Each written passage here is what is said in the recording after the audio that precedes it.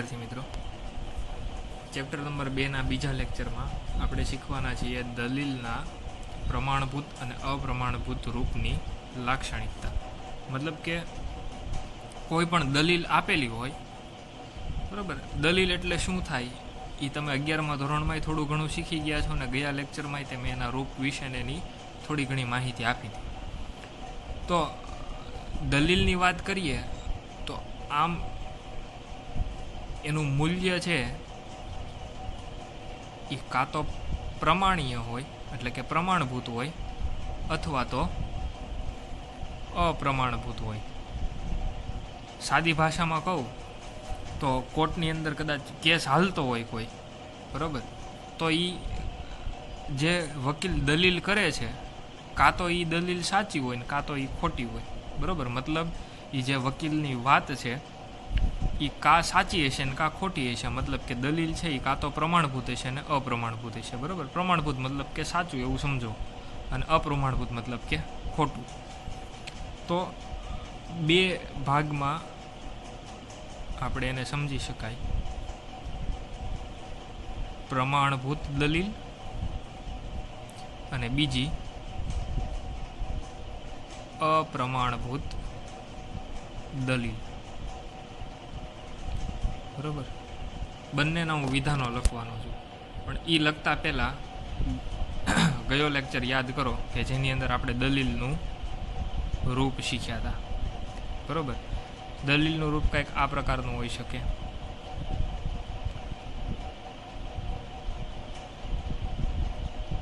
જેમાં સાબિત થતું હોય એ વિધાન છેલ્લું હોય, બરાબર. આ આખી દલીલ છે એમાં ઉપરના વિધાનો છે ને એના આધાર વિધાનો કહેવાય. કોર્ટની અંદર કેસ સાબિત કરવો હોય, બરાબર, કોઈ વ્યક્તિ છે એને નિર્દોષ સાબિત કરવો હોય તો એની માટેના આધાર એટલે કે પુરાવા આપવા પડે. એ પુરાવાને આપણે આની અંદર કહેશું આધાર વિધાન, બરાબર. મતલબ કે આ વિધાનોના આધારે આવું સાબિત થાય છે, બરાબર. આ પુરવાર થાય છે, સાબિત થાય છે. મતલબ કોઈ પણ દલીલ હોય એમાં જે છેલ્લું વિધાન તેથી કરીને લખ્યું હોય એ સાબિત થતું હોય, અને એ સાબિત શું કામ થયું તો કે આ બધા પુરાવાને આધારે, બરાબર. આને આધાર તરીકે ગણતા આ વસ્તુ છે એ સાબિત થઈ એવું કહી શકાય, બરાબર. પ્રમાણભૂત દલીલ તો એમાં એવું લખી શકાય કે પ્રમાણભૂત દલીલની મૂળભૂત લાક્ષણિકતા એ છે કે જો તેના આધાર વિધાન સત્ય હોય તો તેનું ફલિત વિધાન પણ સત્ય જ હોય.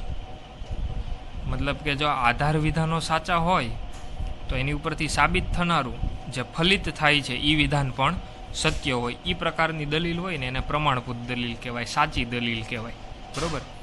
કે જેના આધાર તરીકેના વિધાનો છે, એટલે કે આધાર વિધાનો સત્ય હોય તો એનું ફલિત વિધાન પણ સત્ય જ હોય.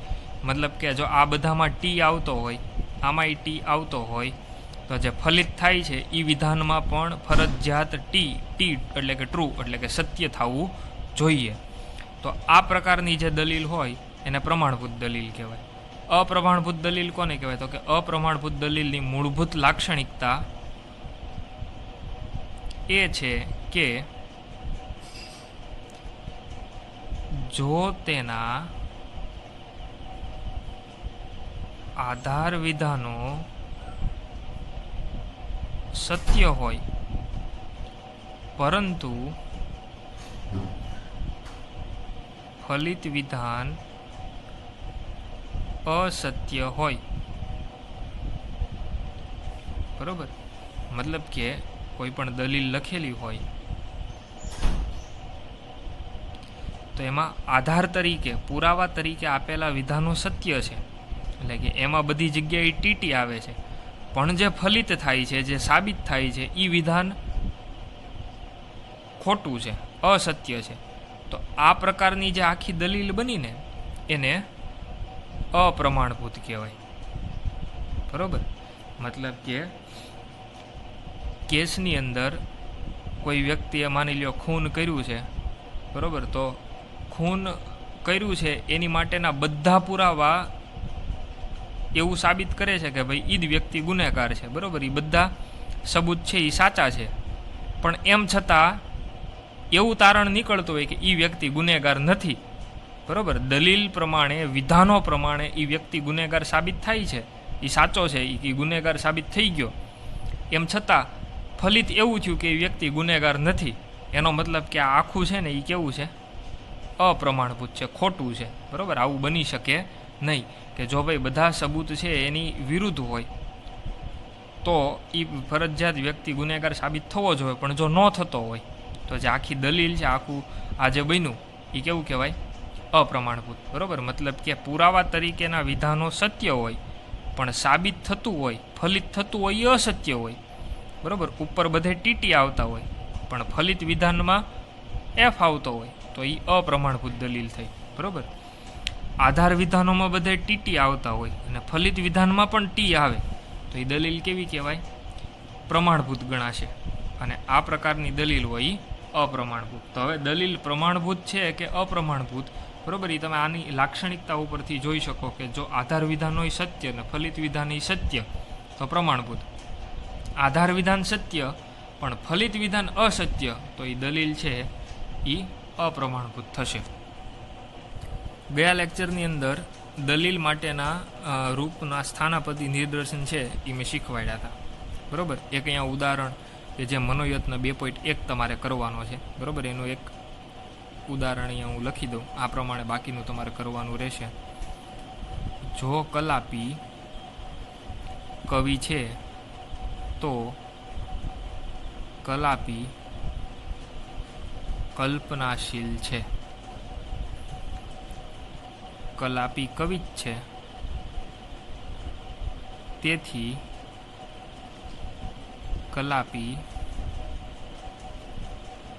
કલ્પનાશીલ છે. બરોબર, આ આખી દલીલ થઈ. એનું તમારે સ્થાનાપતિ નિદર્શન લખવાનું છે. તો એમાં તમારે દર્શાવવાનું કે ભાઈ પી તરીકે તમે કયું વિધાન કહો છો?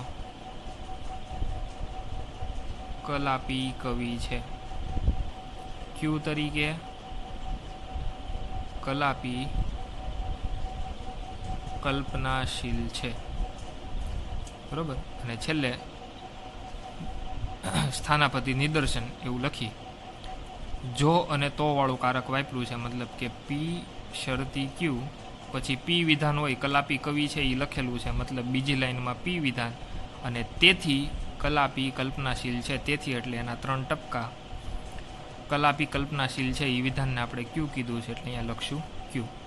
તો આ સ્થાનાપતિ નિદર્શન થયું. હવે વિદ્યાર્થી મિત્રો, આ પ્રકારની દલીલ આપણને આપી હોય એ પ્રમાણભૂત છે કે અપ્રમાણભૂત? બરોબર, એ આપણે કોષ્ટક દોરી અને સાબિત કરવાનું રહેશે. બરોબર, આ ખૂબ જ અગત્યનો આખો સવાલ છે. આ પ્રકારની દલીલ આપેલી હોય, બરોબર, અને સત્યતા કોષ્ટક દોરી અને એ પ્રમાણભૂત છે કે અપ્રમાણભૂત એ સાબિત કરવાનું રહે. તો એ પ્રમાણભૂત છે કે અપ્રમાણભૂત કેમ ખબર પડે? તો કે એની લાક્ષણિકતા ઉપરથી ખબર પડે. જો આધાર એટલે કે પુરાવા, આધાર વિધાનો છે એ સત્ય હોય અને ફલિત થતું વિધાન અસત્ય હોય તો અપ્રમાણભૂત. આધાર વિધાનો સત્ય અને ફલિત વિધાન એ સત્ય તો એ કેવું કહેવાય? પ્રમાણભૂત. તો હવે આપણે આ જે દલીલ છે એની ઉપરથી એનું સ્થાનાપતિ નિદર્શન કર્યું અને એના ઉપરથી આપણે કોષ્ટક બનાવશું. કોષ્ટક બનાવવા માટે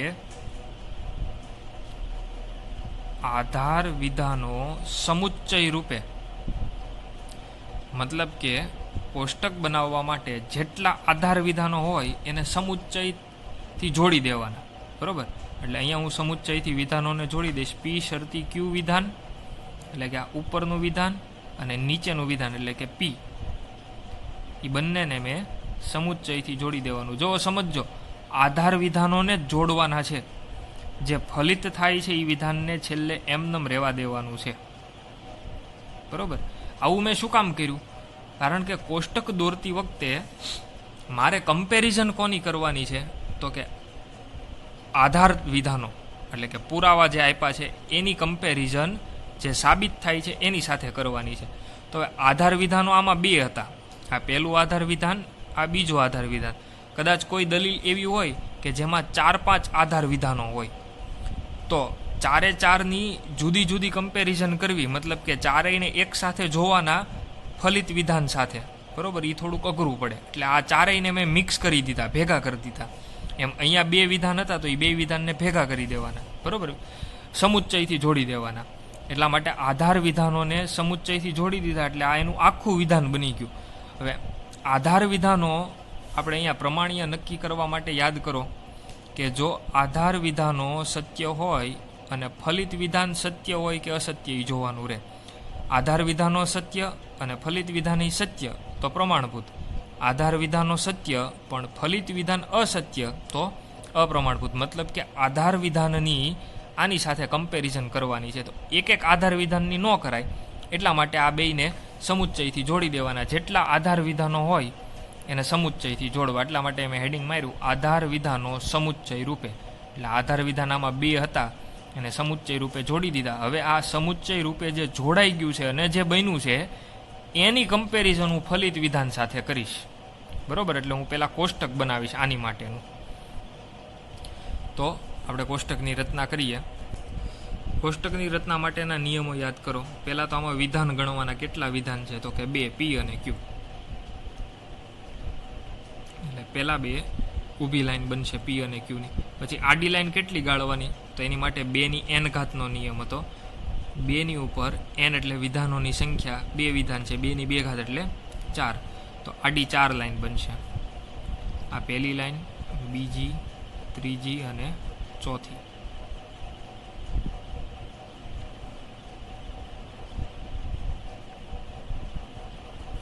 બરોબર, આડી 4 લાઈન બનાવી. હવે આની પછી મારે કોની જરૂર પડશે, તો કે P શરતી Q ની. પછી જો મારી આગળ P શરતી Q વાળી લાઈન હોય એટલે કે આ, પછી P વાળી લાઈન હોય એટલે કે આ, તો એ બંને લાઈન ઉપરથી એને હું સમુચ્ચિત કરી શકું. એટલે કે આ બંને લાઈન ઉપરથી P શરતી Q સમુચ્ચય P એવું હું બનાવી શકું, બરોબર. અને પછી આ જે લાઈન બની છે એની કમ્પેરિઝન મારે કોની હારે કરવાની છે, આ જે લાઈન બની છે એની કમ્પેરિઝન મારે કોની સાથે કરવાની છે, Q સાથે. એટલે Qને હું જોઈને લખી નાખીશ, બરોબર. આ રીતે છે એ આખું કોષ્ટક તૈયાર થશે. પહેલાં તો આમાં શું લખવાનું યાદ કરો. ટોટલ 4 લાઈન છે, તો અડધામાં T, અડધામાં F. એટલે કે 2 વખત T આવ્યા હતા, હવે 2નું અડધું, પાછું અડધું કરવાનું, એટલે 1 T અને 1 F. હવે P અને Q ઉપરથી P શરતી Q બનાવવાનું છે.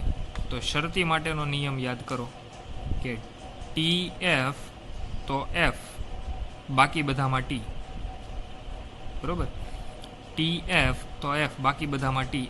આ શરતીનો નિયમ છે, બરોબર. આપણે પહેલા જ ચેપ્ટરની અંદર શરૂઆતમાં 5 કારકો શીખ્યા હતા.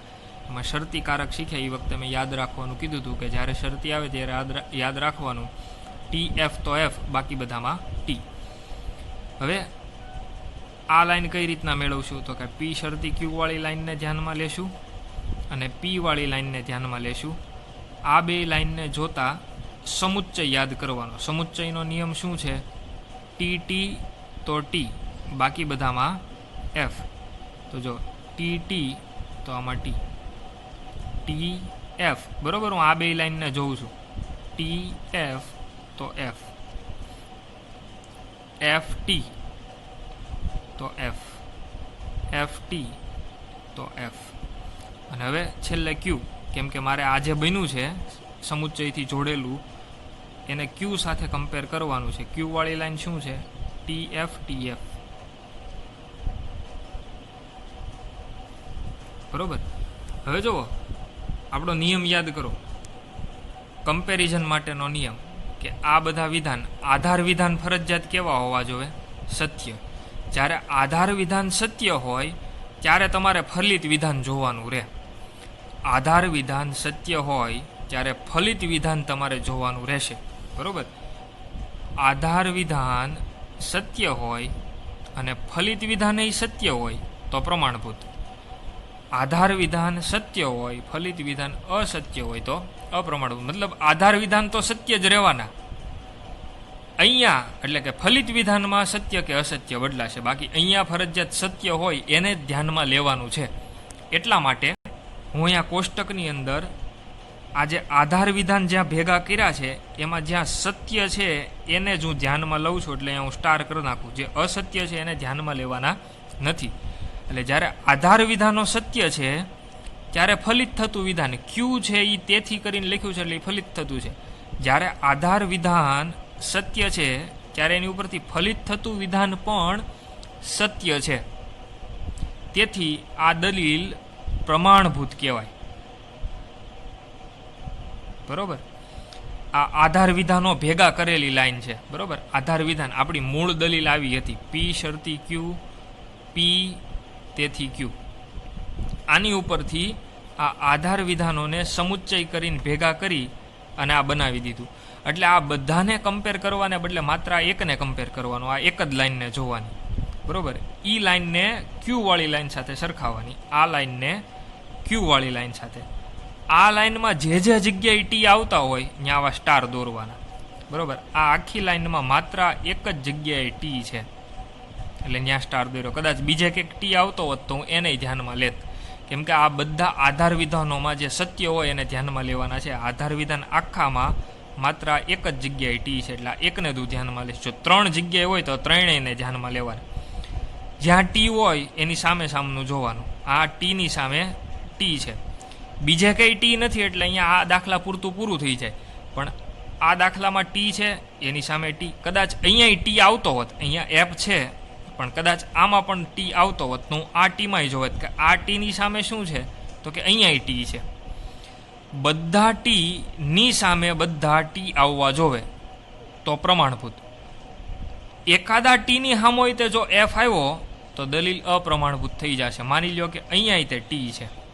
બરોબર. તો હું આમાં પહેલેથી જોત કે ભાઈ આ પહેલા ટીની સામે ટી, આ બીજા જ્યાં એફ આવે એને ધ્યાનમાં નથી લેવાના.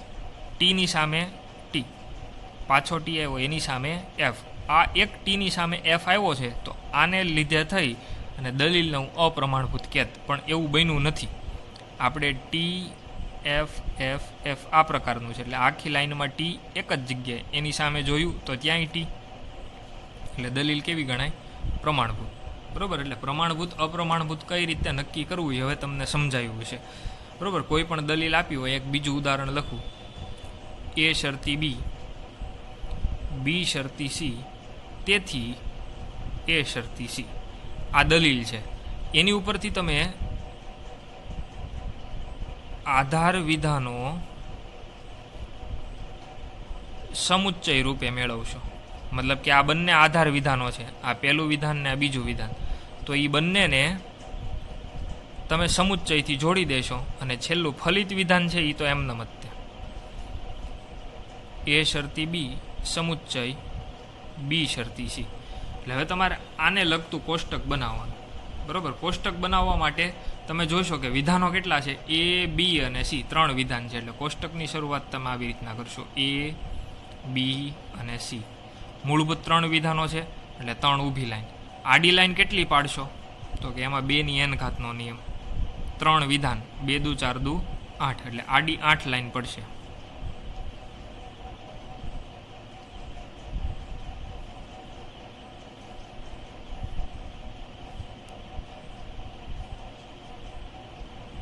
બરોબર. જેટલી લાઈન પાડી હોય એનીથી અડધું.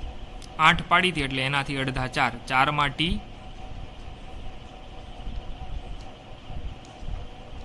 અને 4માં એફ.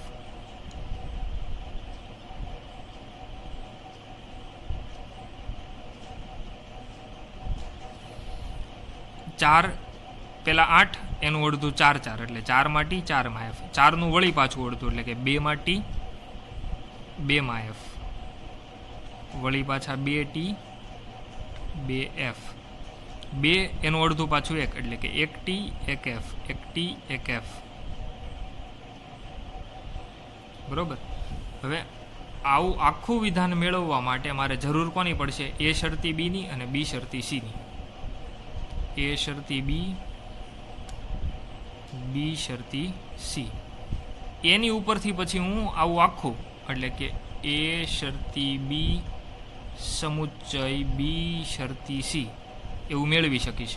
અને આ આખું મળી જાય એની કમ્પેરિઝન મારે કોની સાથે કરવાની છે? એ શરતી સી સાથે. એટલે છેલ્લે હું મેળવીશ એ શરતી સી. એટલે આખું કોષ્ટક તૈયાર થશે.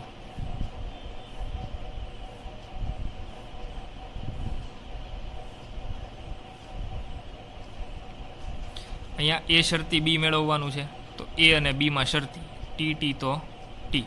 શરતીનો નિયમ યાદ કરજો, ટી એફ તો એફ, બાકી બધા ટી.